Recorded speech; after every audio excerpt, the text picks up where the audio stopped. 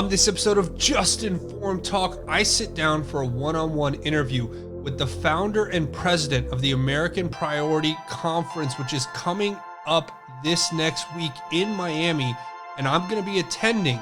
And we're going to talk about all of the major guests who are going to be there. I'm going to be live streaming from this event.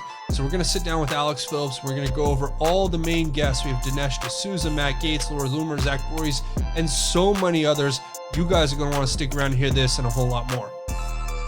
Hi, and welcome to another episode of Just Informed Talk. I'm your host, Craig, joined today by a good friend of mine. You guys know him. You've seen him on the show here several times. He's always coming on, giving us great information. But we're here today to talk about a very specific event, and that's the American Priority Conference. It's coming up in Miami this October, and it's going to start on the 8th, and it's going to end on the 11th, I believe. And I just want to introduce my good friend, the founder and president of the American Priority Conference, Alex Phillips. Alex, thank you for joining us. Hey, Craig. Thanks for having me on. Absolutely. So, as usual, we always have you on to talk about a multitude of different topics here. And today I really want to jump into the conference because I'm super excited about this. I'll have some stuff up for the viewers to see here. But let's talk about what the American Priority Conference is for anyone who's kind of new to it, because some of the people who watch this channel have been there. Some have already got their tickets, they're ready to come, but some people might not even know what it is. So give a brief rundown of what the American Priority Conference is and why you decided to start it back in 2018. Well, I'm a big proponent of the First Amendment, and I think that over the years, as an internet provider, service provider, and telecommunications provider, I've noticed how our rights are being taken away, so to speak, on the internet with the technological platforms and things like that. So we decided to start this organization to support free speech. American Priority is sort of a name that means that, what is the American's priority at any given moment, and that could be different, but the number one priority for me and for a lot of folks is our ability to speak, our ability to talk about government, talk about policy, show our discontent in some cases, and show our support to others. And so at our event, we allow people to have their time on the stage and talk about issues, give them a long format in some cases. We talk about topics that sometimes don't get enough attention. And but we also support free association. So sometimes people will be at our event that not everybody agrees with everybody. And so I'm a big supporter of that. I don't think that everybody should agree with everybody all the time, because that's not how you get things, that's not how you get progress. People's opinions can be different. But overall, 80% on average, I believe, are things that every American, whether you're a Democrat or Republican or you're libertarian or a Green Party person, tree hugger, we all probably have about 80% of things that we do agree on. And I think that the media spends a lot of time on the 20% that we don't agree on, that really focuses all of our attention, and we all think that we have to fight about these things. Well, we really don't. So the American Priority Conference and the festivals is really the opportunity to bring people together. Also, new people can meet people from across the country, share ideas, relationships are born at our events, and I mean that in a positive way. People from California to New York meet each other that maybe only met each other on Twitter or talk to each other on Facebook, and now have a chance to meet each other face to face and enjoy themselves. And it is a safe space for free speech. So some of the topics will be discussed, like I said, you might not agree with, and some of the people that we have at our event you may not agree with, but we try to do the best we can to educate folks and have a very open discussion. Yeah, and I think that's a great way of putting it. I've been to all of these conferences from the first one, and I can tell you that what I've noticed about them is that they bring people together for this incredible, 3 or 4 day period where you can do networking, you have discussions like you were saying, and just a multitude of issues are covered, and it's really an incredible time. And I'm really encouraging all of you out there to use the link in the description of this video and get signed up, but we'll get to that in a minute. Now, Alex, give us an idea of some of the topics you're going to be running through in this particular year's event, and some of the guests. Maybe we can start there. Well, most of our topics are comprised of what's current events. we're going to have some things that are, haven't been discussed in a while as well. So obviously coronavirus is going to be one of the top things right now in the economy and how it's being affected. So we've got to have some experts at our event that are going to talk about the coronavirus. They're going to talk about what's going on in the various states from a legal perspective, and how this is going to impact people when the vaccines start coming out. I think a lot of people are reading the tea leaves and seeing that that in some states you're going to be encouraged very strongly to take medication in the form of vaccine, and a lot of folks may not want to do that for whatever reason. I don't know if there doesn't have to be any one single reason. People have a right to not do it.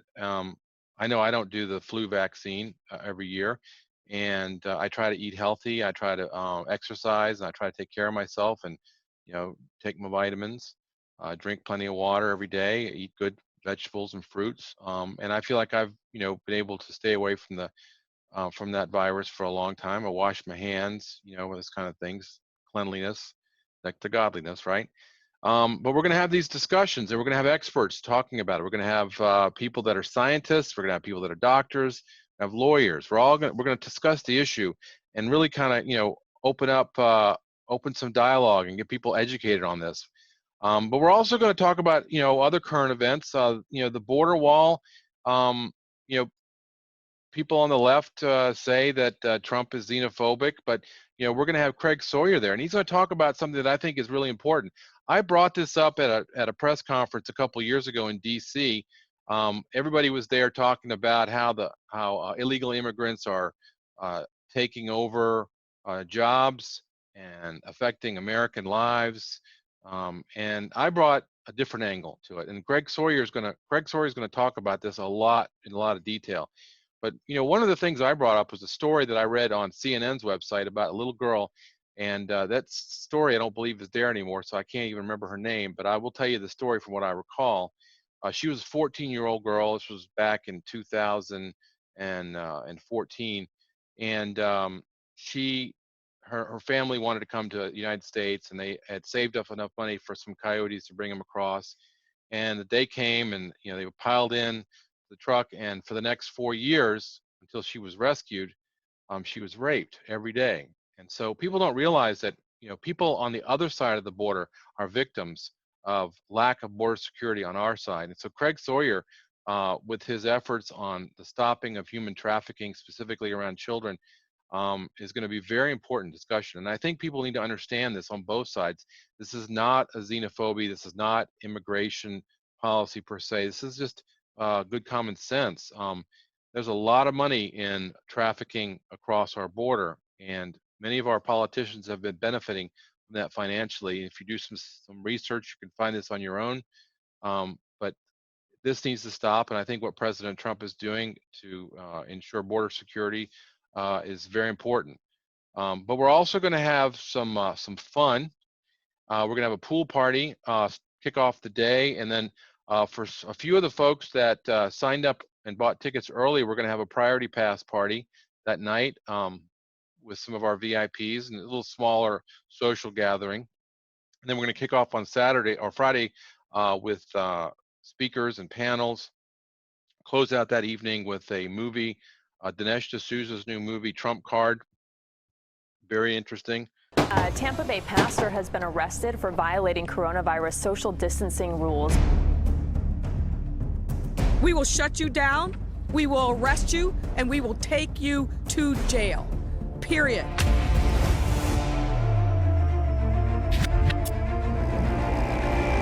Safety groups are turning to drones to monitor public spaces. I'm starting to feel like I'm in a communist country. Protests turned destructive in downtown Seattle tonight.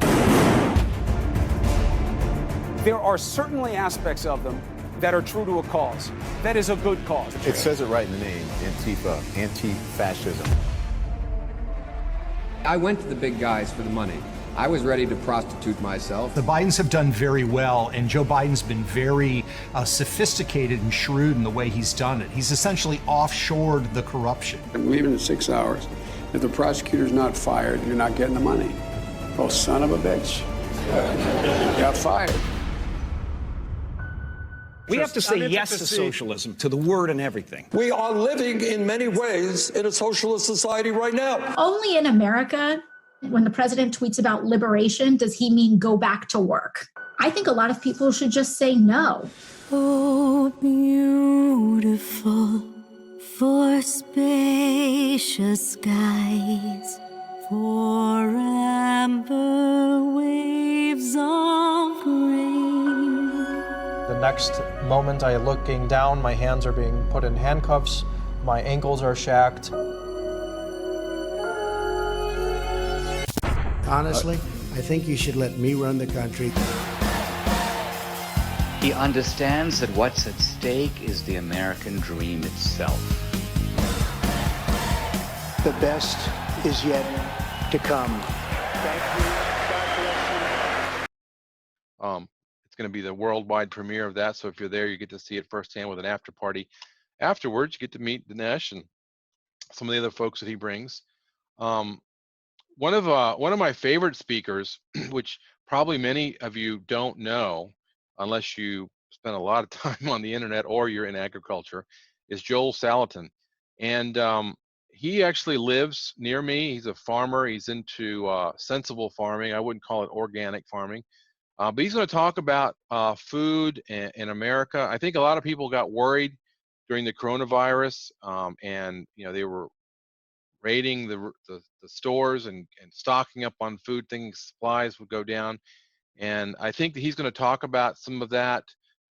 He's one of the more sensible people that I've ever dealt with. In fact, when I would go to DC and speak to regulators and people on the Hill about telecommunications policy and how they've been doing it, I always brought up the ideas that he's professed about jobs and how if everybody was okay paying a little more for steak, everybody could have a job. We're so eager to have the cheapest food and the cheapest everything that we forget about the fact that people make a living farming, and so he's going to talk about some of that stuff and bring a big dose of reality. Hometown, not my hometown, but just down the road, hometown reality to folks about what's going on with food and food production in our country and different ways we should think about it. I've been spending a lot of time thinking about it myself. I haven't had a garden for several years, and because it does take some work, and those hobbies do take time. And this year, it just really got me off my butt, and I had a nice little small garden, and I even did some canning myself, and it was very enjoyable. Growing butternut squash and tomatoes and an eggplant and some ridiculously hot peppers that I don't think I'm going to grow next year because they were too hot. But green peppers I do like. So, but it's fun. I've got some stores now for over the winter time of some fresh vegetables, and I think a lot of people need to hear that story. We're going to have Nathan Kane there talk about a lot of people have probably heard him. They've heard about the Benghazi story, but I don't think they really see the big picture of what was going on specifically with Nate. He was the first person to be a whistleblower under the Intelligence Community's Whistleblower Act. And that act we heard all about during the impeachment hearings of President Trump, where they kept saying that this particular whistleblower was going to be protected. Whereas Nate was completely abused. And he's going to tell his story. Now, his story is about Uranium One. It's about the Clinton Foundation.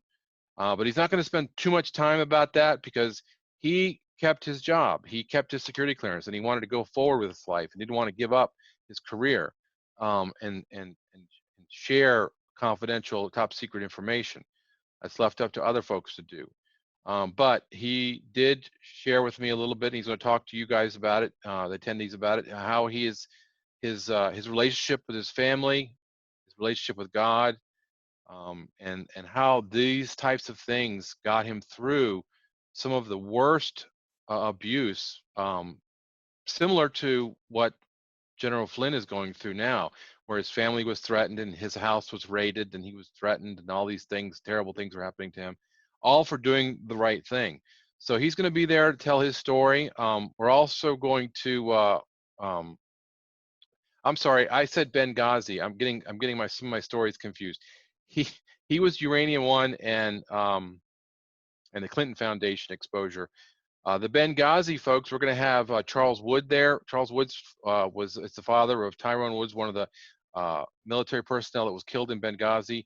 But we also have our own whistleblower there, Nick No, who was working in communications for the military, monitoring all the activity, and he will tell his story about how they were given stand-down orders by the president at the time, President Obama, to not go rescue folks out there in Benghazi. So we're going to have that guy, those folks talk about those stories. We're also going to have some people in technology, and one of the folks that's going to be there is going to talk about how China, what he's going to call the real China virus, and it has nothing to do with coughing and hacking and breathing and ventilators. It's going to talk about technology and how China has already infiltrated our country and infected all of our devices, and he's going to show us some things that are going to freak some people out, and I hope that they listen and not run in complete terror, because I think President Trump is going to help us get out of this particular problem.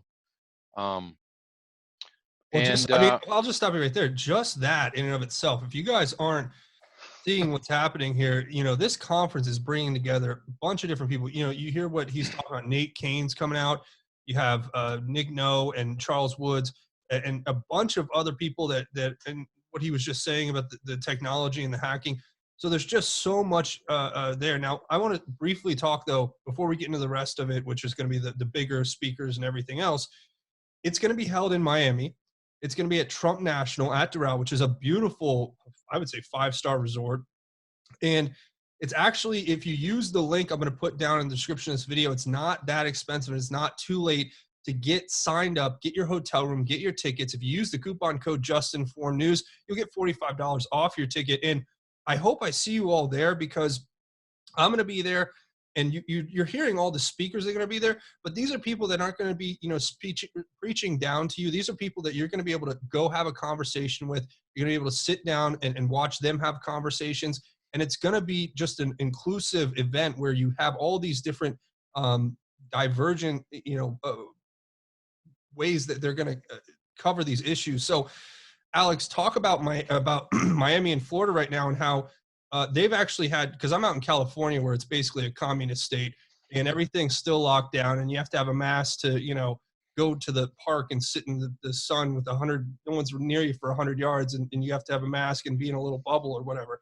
So talk about what it's like in Florida, what it's going to be like in Florida. I heard they just took down all the restrictions on the restaurants so everybody can dine inside. I know out here in California, it's basically, you're lucky if you get a table by the dumpster out back at PF Chang's, if you want to go have a night out with your family. So talk about what it's going to be like at that resort, and how people can sign up if there's still rooms available, and all of that stuff. Well, the governor declared they're in phase 3, and it's like reading the Encyclopedia Britannica, so I didn't even try. But from what I understand, a lot of the things that are going on in phase 3 are similar to phase 2, in that there'll be some social distancing requirements. So we're going to try to keep people, when they're indoors, somewhat spaced out. We're going to have some, as far as food serving, servers need to still do that. One of the bigger parts of it, though, is the enforcement of mask wearing. People are encouraged to wear masks. Obviously, we're going to try to, if you're sick, obviously we don't want you to come and spread whatever it is you've got. I don't want to catch anything. I had the flu last year, or some kind of dreadful cold or something from shaking so many different hands that I wanted to leave the planet. But I got through it. I survived. And but we're going to also, make sure that people have opportunities to, wash their hands on a regular basis with that alcohol stuff, and just everybody just use your common sense. But it's going to be a lot different. We were very concerned about some of the regulations and things that they were talking about during phase 2, but now we're in phase 3. It's not going to be as much of an issue, and you can relax and I would say much more closer to normal than we've ever been in a long time.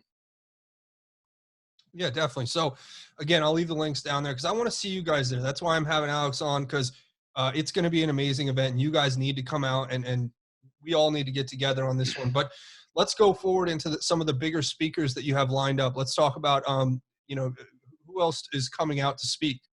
Well, we have some speakers who are also going to do some book signings. So Matt Gaetz has a new book, Firebrand. Corey Lewandowski and Dave Bossie have a new book about Trump, and Deanna Lorraine is coming with her book as well. And we also have some folks that are going to be doing book signings, like Peter Tickton, I think, and some other folks that you're going to want to see. But I think that one of the bigger speakers that we just announced today was Pam Bondi. And of course, Pam Bondi was the previous Attorney General for Florida. She was on the legal team during the impeachment hearings, and she's been an advisor for President Trump for a while. And I think she's going to come and talk about stuff. We're going to have folks there to representing from the local law enforcement. We're going to have Roger Stone. Roger Stone is also going to be doing some book signings. Everybody knows Roger Stone. You get a chance to meet him potentially. And I said we're going to have that movie on Friday night with Dinesh D'Souza and his cast. And then Saturday night, if you sign up for it, we're going to have our gala again. It's a little bit different this year, but you can sign up for the gala. There'll be some speakers that night that'll be talking about some new topics. But that's also going to be an opportunity for us to also eat and have some fun with our friends that come from this event from across the country, all across the country. One of the people though that I like, one of the things that we like to try to do is elevate folks that aren't national. And Tina Forte from New York, I don't know if you know her or not, but she's been giving her opinion on Twitter about what's going on in New York and telling us all about her feelings for Mr. Cuomo and for Mr. de Blasio. I'm not going to use the same words that she uses, but she's a lot of fun. Come by and you get to meet her. Maybe get a photograph with her. We're going to have some musical presentations. Joel Patrick's going to be there, Bryson Gray, Ricky Rebel. Oh, and we really haven't announced this, but John Schneider from Dukes of Hazzard has a band. He's going to be there for the priority party that first Thursday night. So if you're going to be there for the priority party, you'll get to meet John Schneider and hear his country music band play. He's been very generous to come out and support our efforts. We really like John and his team. So you get to meet him if you're part of our priority pass as well. Joe Flynn, the brother of General Flynn, is going to come and give us a little bit of what's going on in his life. We've been talking to Joe and his family for quite some time. It's been pretty much a big tragedy. Obviously, everybody knows that from the news reports, but what's happened with their family has been very bad. George Papadopoulos is going to be there. He's going to do some book signing as well. If you don't have his book already, it's a good opportunity for you to get a copy of his book. Tracy Beans is going to be doing interviews, and she's our reporter for our event. We're going to also see some of other folks that you haven't probably heard for a while, especially at our event. Matt Couch will be there, and Matt Couch is famous for his investigation of Seth Rich. Now, I had a feeling that things were going to start unfolding in the Seth Rich case around this time. Maybe they haven't quite unfolded completely, but as we've seen by some of the declassifications, letters going to Congress about the Russia hoax and how the hacking of the DNC being tied to President Trump was a fabrication, a contrivancy, something that was contrived or manufactured.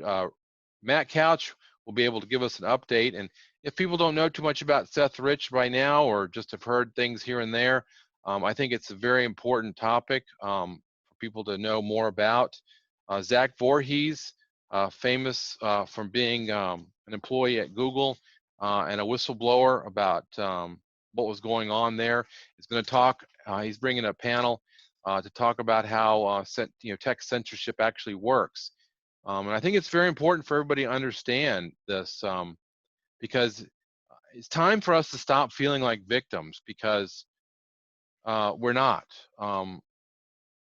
The internet companies that we're mad at for doing this or doing that and censoring us and stealing our information. They didn't just do that out of the blue. We were, I guess you could say, co-conspirators on that. So it's very important to hear about how the technology side of it works, but it's also important to understand that we as people are part of this. Because if you look at Google and Facebook and YouTube and Twitter and all these other companies that are huge revenue streams and very powerful lobby organizations, if you take the people out of the equation, then they are just a bunch of guys in a room with a bunch of computers, and they got nothing. So we've got to realize our part in this whole process and do what we can to fix it ourselves, and not look to government to solve this problem for us, because I think that we have some control over this. So yeah. This sounds like an amazing event. So I'm glad you came on. I'm glad you talked to the audience about it. I'm glad you went through all the different speakers and all the different things you're going to talk about. So if any of you guys out there are watching and any of those things sound like very interesting to you or that you would want to be a part of, look, I'm going to leave the link in the description of this video. It's AmericanPriority.com. Go there, check it out. Use the coupon code JUSTINFORMEDNEWS to get your ticket with a $45 discount. You can book your hotel through their website and book your travel arrangements now, because it's coming up here, folks, in the next within a week. So we're about a week away from the event. So I want to say thank you, Alex, for coming on the show and running through all of the different speakers. And I really hope we have you on again, because there's always a multitude of things we can talk about. But I want to say thank you for coming on, and I hope I see you guys down in Miami this October 8th through 11th. Anything else? Final thoughts, Alex? Oh, well, just one more thing, because a lot of folks in Florida, that's where, where we're going to be, so if you haven't made travel arrangements now, it might be kind of difficult. But if you live in Florida, it's not a problem. Just, drive on up. Florida residents do get an extra $50 discount. So, if you use this Just Informed News plus the Florida resident discount, it's a whole $95 off the registration price. So it's a really good deal. We want to try to, take care of the folks in that town and in that state that are hosting us for this event. So, bring it on down. Come have a great week. So listen, guys, this is true. If you're down in Doral, if you're in Hialeah, if you're in North Miami, if you're in Fort Lauderdale, if you're in Pompano, Deerfield Beach, if you're in Boca Raton, if you're in Delray Beach, if you're in anywhere in Palm Beach County, Broward County, Miami-Dade County, or if you're on the West Coast, you're in Fort Myers, you're in Sarasota, you're in Tampa, you're in Largo, come to the conference. I'm telling you, you guys are going to have a great time. We hope to see you all there. And Alex, thank you for coming on the show. I hope we can have you again on soon, and I'll see you down in Miami next week. Yes, sir. See you later. All right. God bless.